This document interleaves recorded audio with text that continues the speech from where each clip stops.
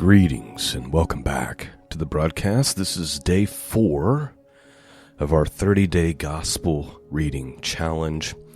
And I hope and I pray that you're being blessed and that you're enjoying having these short readings every single morning. And of course, over the 30 days that we'll be doing this, there'll be days where there's a lot of commentary and thoughts that I'll share with you. And there'll be days where there's just not much, where the goal is just to read the gospel and let God's word speak into you without a bunch of thoughts and ramblings from me. Today is one of those such days. We are ready for chapter 6, where we're supposed to read the first 21 verses. This deals with the feeding of the 5,000 and Jesus walking on the rough seas. So open up your hearts this morning. Let's see what the Word of God has to say to us. John chapter 6, verse 1. After these things, Jesus went over the Sea of Galilee, which is the Sea of Tiberias. Then a great multitude followed him, because they saw his signs which he performed on those who were diseased. And Jesus went up on the mountain, and there he sat with his disciples. Now the Passover, a feast of the Jews, was near. Then Jesus lifted up his eyes, and seeing a great multitude coming toward him, he said to Philip, "Where shall we buy bread, that these may eat?" But this he said to test him, for he himself knew what he would do. Philip answered him, 200 denarii worth of bread is not sufficient for them, that every one of them may have a little. Please note,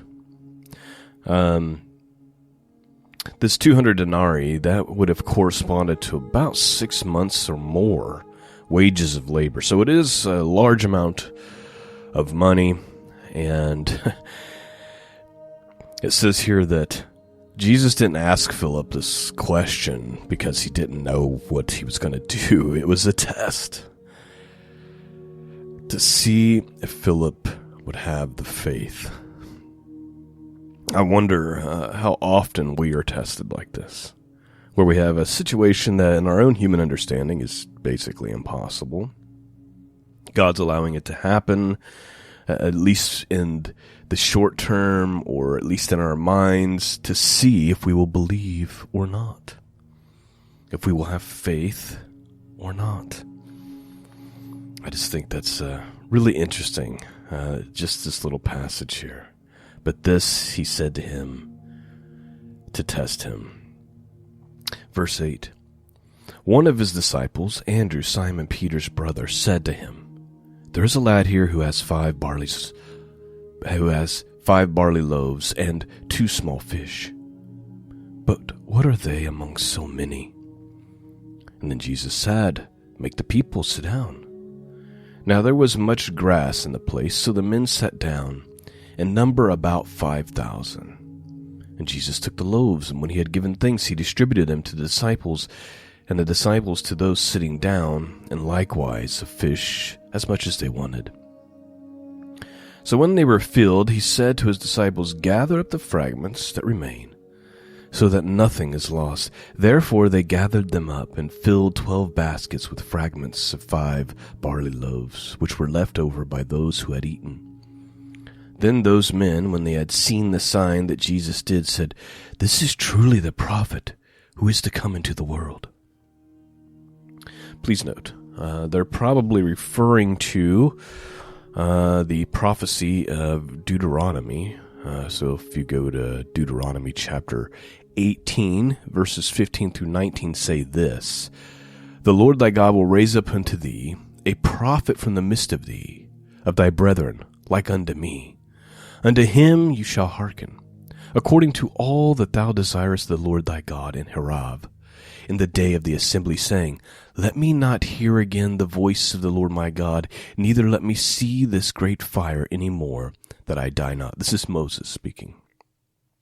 "And the Lord said unto me, They have well spoken that which they have spoken. I will raise them up a prophet from among their brethren, like unto thee. And I will put my words into his mouth, and he shall speak unto them all that I shall command. And it shall come to pass, whosoever will not hearken unto my words, which he shall speak in my name, I will require it of him. All right, back to our reading. Just a few more verses left. Verse 15. Therefore, when Jesus perceived that they were about to come and take him by force to make him king, he departed again to the mountain by himself alone. Now when evening came, his disciples went down to the sea, got into a boat, and went over the sea towards Capernaum. And it was already dark, and Jesus had not come to them. Then the sea arose because a great wind was blowing. So when they had rowed about 3 or 4 miles, they saw Jesus walking on the sea and drawing near the boat. And they were afraid. But he said to them, It is I, do not be afraid. Then they willingly received him into the boat, and immediately the boat was at the land where they were going. And that is where our gospel reading ends. It's kind of interesting that the boat kind of like just translocates to the right place. That part of the story we kind of gloss over, right? Jesus walking on the sea is wild enough, right? Impossible enough. But then the boat is just immediately arriving, just immediately arrives. Also very, very interesting, thought-provoking. Just the power of God, and just, how it just completely goes against just the natural order of things. One last thing I'll point out that I found interesting from the Orthodox Study Bible is this idea that this whole chapter, which we only read the first 21 verses, but this chapter kind of parallels the Passover story in Exodus.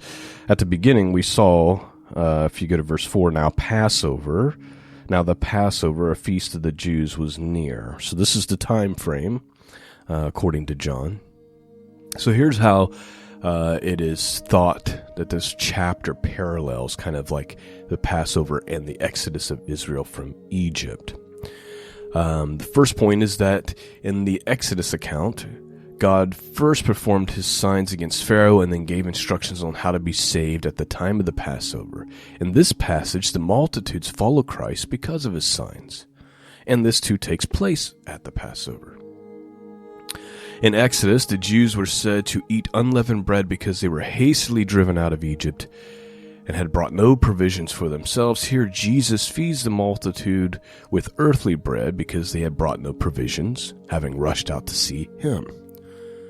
In Exodus, Moses leads the people across the Red Sea, walking on dry ground in the midst of the water. Here, Christ sends his disciples across the sea and then walks on the sea as if it were dry ground. And then the fourth point, which we haven't gotten to yet in the Gospel of John, in Exodus, God fed his people manna and gave them drink from a miraculous water source. Here, Christ declares himself to be the true food and drink, the true bread that has come down from heaven. Very, very interesting.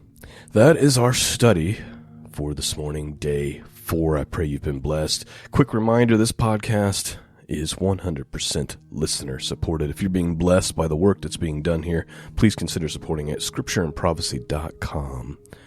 There's a donate and support tab at the top, as well as a post office box for mail.